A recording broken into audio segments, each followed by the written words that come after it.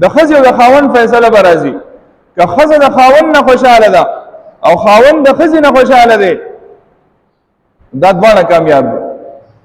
خو که چېرې خاوند راغی او د خپلې ښځې شکایت یې وکړو چې زما دا ښځه زه به نه ومه، زه به مسافر ومه، زه به دا ومه، زه به دا ومه، او دې زما په غیبوبت کې د خپل عزت خیال نه دی ساتلی، زما د مال خیال نه دی ساتلی، زما د اولاد خیال نه دی ساتلی، نو دا ښځه به په دې جرم کې گرفتار وي، خپل خاوند سره خیانت کړی دا نورو سړو سره تعلق ساتلی دی.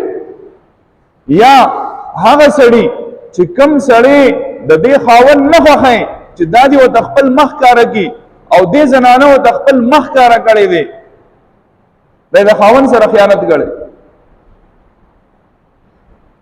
خاوند دا نه غواړي چې زما دا ښځه دي بل چاته د خپل مخ ښکاره کړي او دې زنانه د خپل مخ بل سړي ته ښکاره کړی دی، د قیامت په ورځ باندې به د دقه خاوند لاسي او د دې زنانه ګریبان دی.